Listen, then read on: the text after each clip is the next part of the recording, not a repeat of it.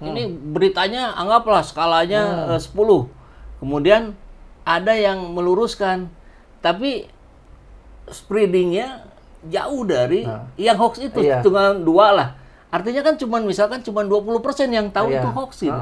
Makanya penyebaran hoax itu lebih kencang daripada penyebaran counter hoax gitu. Ya, gitu kan.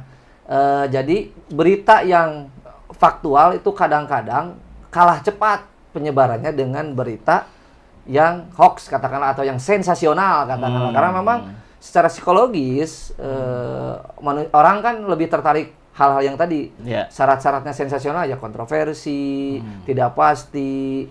Lagian pula kan maaf misalkan Abu Janda kan sebetulnya juga sok-sok kontroversi ketika dimunculkan lagi dengan sesuatu yang memang hal kontroversi atau katakanlah kontraproduktif menjadi pusat perhatian juga gitu. Adillah pada kami tak bodoh, meski memang kami tak pandai, tapi kami berjanji akan tetap mengkritik sesuai isi hati.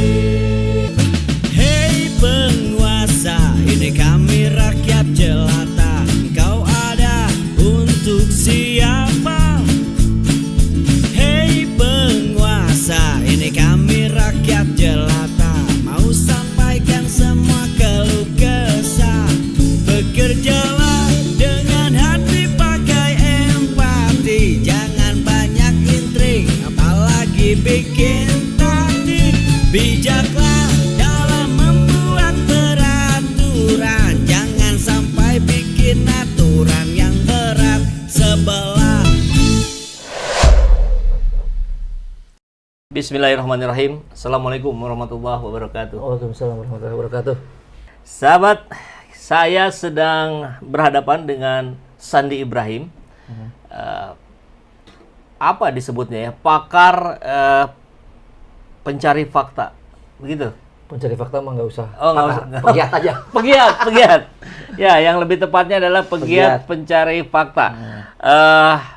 Kang Sandi ini berada di sebuah lembaga yang tidak perlu disebutkan namanya, tapi memang bertugas untuk mencari kebenaran sebuah kabar. Jadi kita akan merilis satu persatu kabar-kabar terakhir, sebulan terakhir lah ya kurang lebih. Apakah kabar itu benar atau hoax gitu. Jadi era hari ini kan berbeda ya dengan era 20 tahun lalu lah, ketika 2 dekade kemarin kita untuk mencari informasi itu membutuhkan effort. Akhirnya dapat informasinya. Kalau hari ini informasi datang bertubi-tubi dengan sendirinya, dan kita yang effortnya itu adalah bukan mencari tapi memilah. Mana yang benar, mana yang hoax.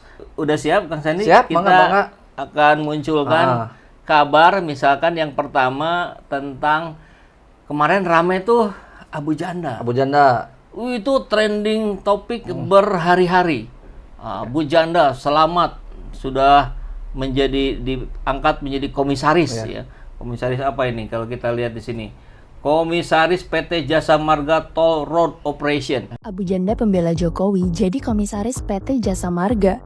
Guys, ada berita panas nih. Masa pembela keras Jokowi yaitu Permadi Arya atau Abu Janda diangkat jadi komisaris PT Jasa Marga. Apa Jokowi yang minta ke Prabowo ya? Walaupun sampai sekarang PT Jasa Marga belum kasih konfirmasi resmi atas berita pengangkatan Abu Janda sebagai komisaris. Tapi di media sosial udah banyak banget warga yang ucapin selamat ke Abu Janda karena usaha dia buat bela mati-matian dan jadi buzzer Jokowi akhirnya berbuah manis. Walaupun Abu Janda sempat kecewa karena pihak Jokowi nggak kasih pembelaan waktu dirinya kena kasus. Menurut kalian, gimana ya guys kalau jabatan tinggi malah diisi orang-orang politik? Apa Indonesia bisa maju? Bagaimana kabar ini nih sampai detik ini masih simpang siur, Kang Sandi. Ada yang masih meyakini bahwa benar dia diangkat menjadi komisaris, ada yang mengatakan enggak itu, enggak ada, dan seterusnya. Ya, gini, kalau mencari informasi atau fakta apa yang terjadi sebetulnya siapapun bisa ya, dan sederhana gitu. Banyak media-media yang memang menyajikan berita-berita atau bantahan-bantahan terhadap rumor yang beredar di berbagai terutama media sosial lah gitu kan. Nah ini media sosial itu menjadi apa putaran tadi kabar-kabar yang kadarnya yang simpang siur, belum jelas, tidak pasti, sampai kepada takaran yang memang hoax, katakanlah seperti itu gitu kan. Kan misalkan begini Kang. Ini ada sebuah kabar tentang Abu Janda aja ya. Terpilih menjadi ini ucap selamat. Ini beritanya anggaplah skalanya 10. Kemudian ada yang meluruskan. Tapi spreadingnya jauh dari yang hoax itu, hitungan 2 lah. Artinya kan misalkan cuma 20% yang tahu itu hoax gitu. Makanya penyebaran hoax itu lebih kencang daripada penyebaran counter hoax gitu. Ya, gitu kan. Jadi berita yang faktual itu kadang-kadang kalah cepat penyebarannya dengan berita yang hoax katakanlah, atau yang sensasional katakanlah. Karena memang secara psikologis orang kan lebih tertarik hal-hal yang tadi syarat-syaratnya sensasional, ya kontroversi, tidak pasti.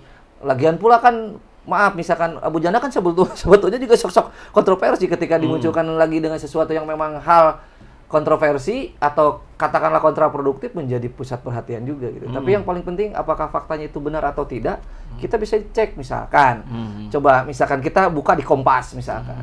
Nah ini Kompas salah satu media yang memang punya layanan menu cek fakta gitu kan. Artinya siapapun bisa dilihat di situ kan dijelaskan bahwa Kementerian BUMN membantah kabar yang menyebut Permadi Arya atau Abu Janda menjadi komisaris. Yaitu pernyataan menteri ya. Artinya bisa jadi pernyataan menteri itu benar atau tidak, kan faktanya pernyataan menteri itu membantah kan gitu. Itu faktanya seperti itu. Kalau misalkan kita kurang penasaran misalkan cari sumber yang jauh lebih bukan kredibel. Sumber utama misalkan cari aja ke website Jasa Marganya. Apakah sosok Abu Janda itu sudah tercantum namanya sebagai katakanlah komisaris atau apapun lah itu yang ada.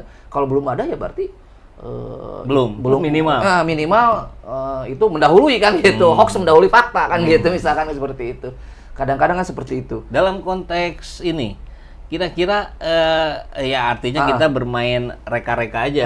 Ini siapa yang nyebarin itu ya? Apakah itu memang ada orang iseng gitu, iseng aja gitu, bikin kehebohan untuk misalkan untuk pengalihan isu atau sebagainya, ataukah misalkan cek ombak, nih ini rame nggak nih, ada penolakannya seberapa persen, kalau di bawah sekian persen ini dibenerin nih, dijadiin, kalau enggak, ini sebut aja hoax. Apakah begitu ataukah bagaimana? Gitu?